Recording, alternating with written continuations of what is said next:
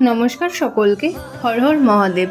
শ্রাবণ মাস তো চলছেই, আর শ্রাবণ মাসে আজকে আপনাদের দর্শন করতে নিয়ে এসেছি উজ্জয়নের শ্রী মহাকালেশ্বর জ্যোতির্লিঙ্গ। উজ্জয়নের মাটিতে পা রাখলেই যেন মনে হয় এটা শুধু একটি শহর নয়, এ যেন স্বয়ং মহাকালের বাসস্থান। আর এই শ্রাবণ মাসে সেই অনুভূতিটাই হয়ে ওঠে আরও গভীর, আরও অলৌকিক। উজ্জয়নেতে বিরাজ করছেন ভগবান শিবের দ্বাদশ জ্যোতির্লিঙ্গ অন্যতম শ্রী মহাকালেশ্বর জ্যোতির্লিঙ্গ, যেটি ভারতের একমাত্র দক্ষিণমুখী জ্যোতির্লিঙ্গ। মহাকাল, যিনি কালেরও কাল, সময়ও যার কাছে কোনো সীমা নেই। শ্রাবণ মাসকে ভগবান শিবের আরাধনার জন্য বিশেষ পবিত্র বলে মনে করা হয়। আর এই শ্রাবণে উজ্জয়নের মহাকালে মন্দিরের আবহটাই যেন বদলে যায়। দূর দূরান্ত থেকে ভক্তরা ছুটে আসেন মহাকালের দর্শনে, আর চারিদিকে শুধু একটাই ধ্বনি, হর হর মহাদেব। শ্রাবণ মাসের সবচেয়ে বড় আকর্ষণ হলো মহাকালের সাওয়ারি, আর সেটা দেখার জন্যই আপনাদের পৌঁছতে হবে প্রথমেই উজ্জয়ন। আমরা ধরেছিলাম কলকাতা স্টেশন থেকে উজ্জয়ন যাওয়ার জন্য আহমেদাবাদ উইকলি এক্সপ্রেস, যেটা দুপুর 1:10 ছাড়ে এবং উজ্জয়নে পৌঁছায় পরের দিন রাত 9:35।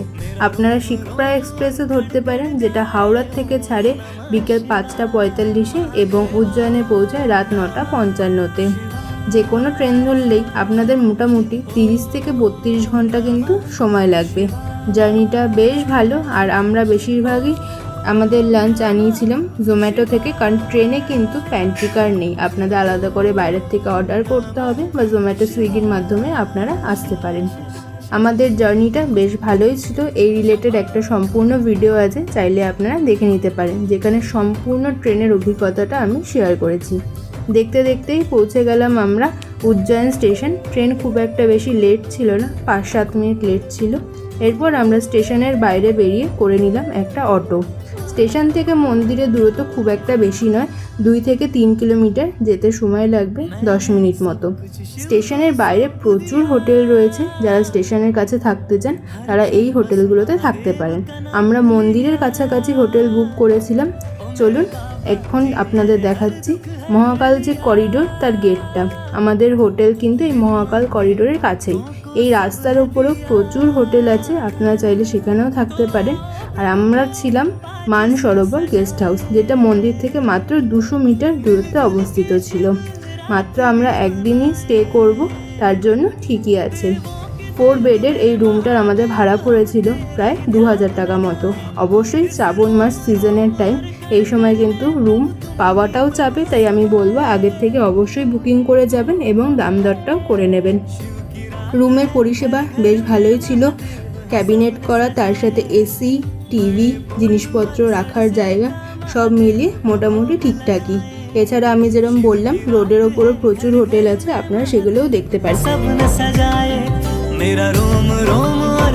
সেদিন রাত্রেবেলা রেস্ট নিয়ে আমরা পরের দিন সকালবেলা শুরু করেছিলাম আমাদের উজ্জয়নের লোকাল সাইট সিন। অন্যান্য মন্দিরগুলোতে ভিড় হয়ে যাবে, তাই আমরা লোকাল সাইট সিনটা আগে কমপ্লিট করে তারপরে যাব মহাকালেশ্বর দর্শনের জন্য।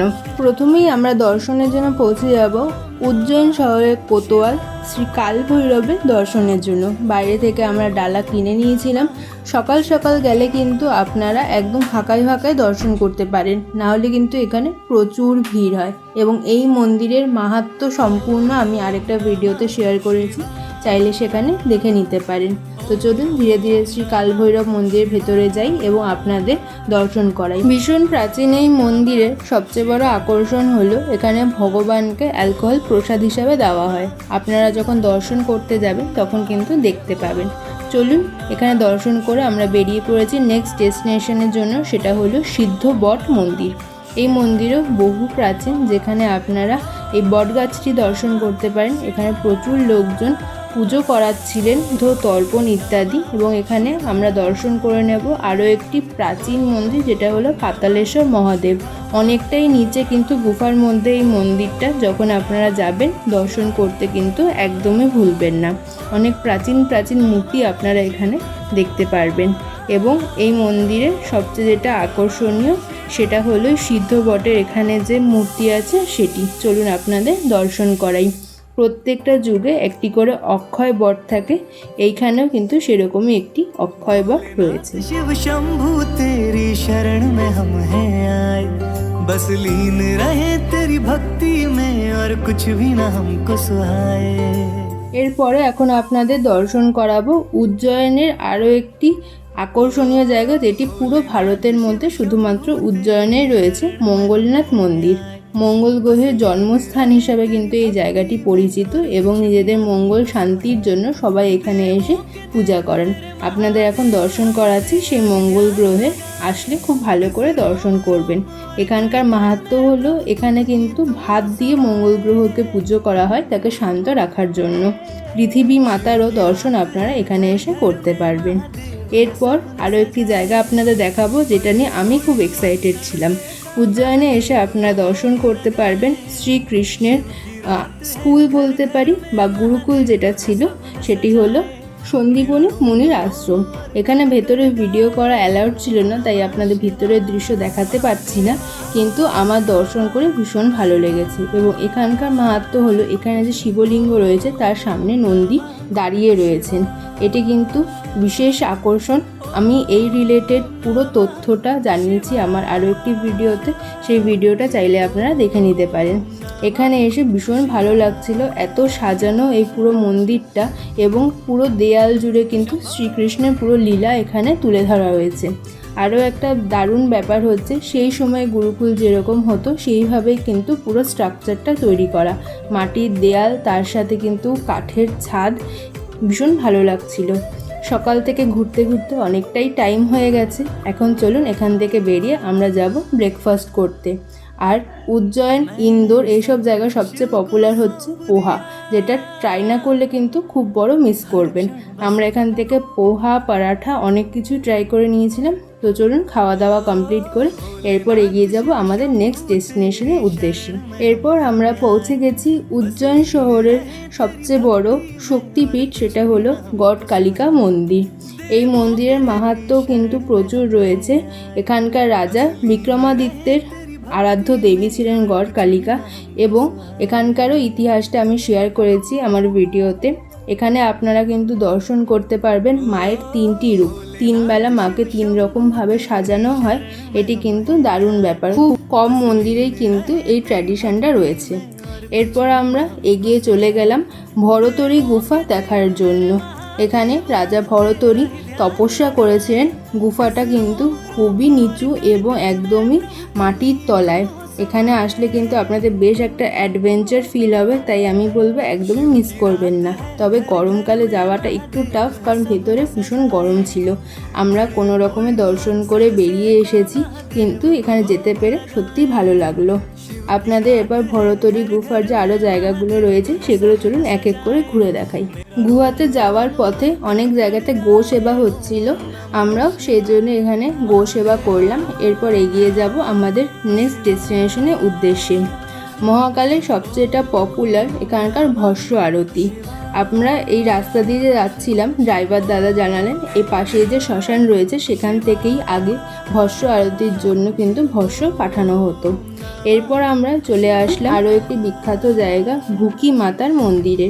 যেভাবে উজ্জয়নের কোতোয়াল হলেন শ্রী কালভৈরব মহাদেব, সেইভাবেই সমস্ত স্ত্রীগণের দেবী হলেন ভুকি দেবীর মন্দির। এখানে কিন্তু লোকাল লোকজনদের প্রচুর আনাগোনা ছিল এবং খুবই জাগ্রত এই মন্দির। আপনারা আসলে কিন্তু অবশ্যই দর্শন করে যাবেন। রাজা বিক্রমাদিত্য নিজের হাতে এখানে এই মন্দির প্রতিষ্ঠা করেছিলেন। এখানেও কিন্তু আপনারা এই দীপস্তম্ভ দেখতে পারবেন, যেটা কিন্তু এই উজ্জয়নের মন্দিরগুলোর একটা বিশেষ আকর্ষণ। এরপর আমরা আমাদের শেষ ডেস্টিনেশনে চলে এসেছি লোকাল সাইট সিনে, সেটা হলো চিন্তামন গণেশ মন্দির। সমস্ত চিন্তাকে হরণ করেন যিনি, তিনিই হলেন চিন্তামন গণেশ। অনেকটাই টাইম হয়ে গেছিলো, চলুন তাড়াতাড়ি এবার আমরা দর্শন সেরে নিই। এই মন্দিরে কিন্তু প্রচুর ভিড় হয়েছিল। এখানে সমস্ত বিয়ে হচ্ছিল গণেশ মন্দিরে, তাছাড়া কিন্তু প্রচুর লোকজনও এসছিলেন নিজের মনোকামনা জানানোর জন্য। আমরাও একটা কিনে নিয়েছিলাম ডালা। চলুন ধীরে ধীরে মন্দিরের ভেতরে যাওয়া যাক এবং গণেশজির দর্শন করা যাক। এরপর আপনাদের দেখাবো উজ্জয়নের একটি নতুন মন্দির। এই মন্দিরটা কিন্তু রিসেন্টলি তৈরি হয়েছে বিশাল বড় এলাকা জুড়ে, যার নাম শ্রীক্ষেত্র অষ্টবিনায়ক মন্দির। এই মন্দিরের ভেতরে আপনারা গণেশজির 8 রকম যে রূপ আছে সবটা দর্শন করতে পারবেন। আমি তো বলবো আপনারা আসলে বিকালবেলা আসবেন, ভীষণ ভালো লাগবে মন্দিরটা দেখতে। চারিদিকে ফোয়ারা করা, তার সাথে লাইটিং দারুণ সুন্দর, এবং ভেতরটাও সেরকম সুন্দরভাবে মার্বেল দিয়ে পুরো সাজানো। এখানে গণেশজির দর্শন আপনারা করবেন।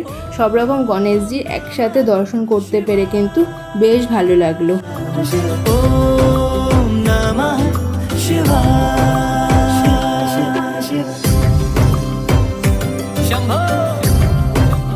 এরপর আমরা চলে আসলাম বহু প্রতীক্ষিত মহাকাল মন্দির দর্শন করার জন্য। ঘড়িতে তখন বাজছিল 3টে। তো দেখা যাক আমাদের দর্শন কেমন হয়। শ্রাবণ মাস শুরু হওয়ার পর প্রতি সোমবারই মহাকাল বাবা সাওয়ারি বের করা হয়। বিশ্বাস এবং ভক্তির আবেশে মহাকাল যেন নিজেই উজ্জয়িনী রাজপথে বেরিয়ে আসেন ভক্তদের দর্শন দেওয়ার জন্য। আর এই সাওয়ারির শেষ পর্বটাই হলো শাহী সাওয়ারি।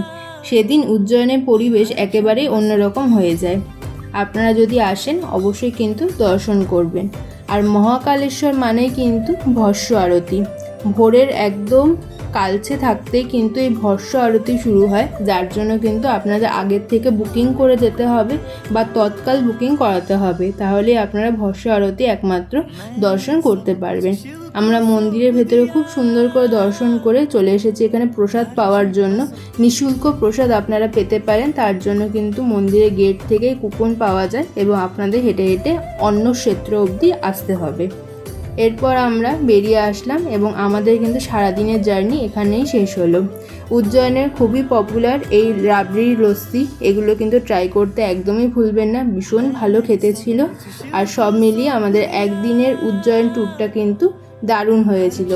এরপরে আমরা চলে গেছিলাম ওমকারেশ্বরে এবং ওমকারেশ্বরেও আমরা দর্শন করে নিয়েছিলাম সেখানকার 2 জ্যোতির্লিঙ্গ। এই রিলেটেডও কিন্তু আমাদের ভিডিও অলরেডি চ্যানেলে রয়েছে, আপনারা চাইলে দেখে নিতে পারেন। এবং ইন্দোরে আমরা আমাদের ট্রিপ শেষ করেছিলাম এবং ইন্দোর থেকে হাওড়া ব্যাক করেছিলাম। ইন্দোরেও আপনারা কি করে ঘুরে দেখতে পারেন সেই রিলেটেড ভিডিও আমাদের চ্যানেলে রয়েছে। আমি প্রত্যেকটা লিঙ্ক দিয়ে রাখবো ডেসক্রিপশন বক্সে, সেখান থেকে চাইলে আপনারা কিন্তু দর্শন করে নিতে পারবেন। তো আশা করছি আমাদের আজকের এই ভিডিওটা আপনাদের ভালো লাগলো। উজ্জয়নে এসে মহাকালেশ্বর দর্শন এবং লোকাল সাইট সিন, তার সাথে সন্ধ্যাবেলা রামঘাটের আরতি, সব কিছুই কিন্তু আপনারা একদিনের মধ্যেই কমপ্লিট করে ফেলতে পারবেন। তার জন্য শুধুমাত্র আপনাদের একটু দিনের বেলা বেরোতে হবে এবং সুন্দর করে প্ল্যানটা সাজিয়ে ফেলতে হবে। তো কারা কারা এই শ্রাবণ মাসে মহাকালের দর্শন করেছেন বা করতে চান সেটা কিন্তু কমেন্টে জানাবেন, কমেন্টে লিখে দেবেন হর হর মহাদেব। আশা করছি আজকের ভিডিওটা আপনাদের ভালো লাগলো। এরকম আরও সুন্দর সুন্দর ভিডিও পাওয়ার জন্য কিন্তু আপনাদের আমাদের চ্যানেলটা সাবস্ক্রাইব করে রাখতে হবে এবং পাশে থাকা বেল আইকনে ক্লিক করে দেবেন, তাহলে আমরা যখন নেক্সট ভিডিও পোস্ট করব তার নোটিফিকেশান পৌঁছে যাবে আপনাদের কাছে। তো আজকের ভিডিওটা এখানেই শেষ করছি। ভালো থাকবেন, ধন্যবাদ। मांगे भक्तों को सब है दिया।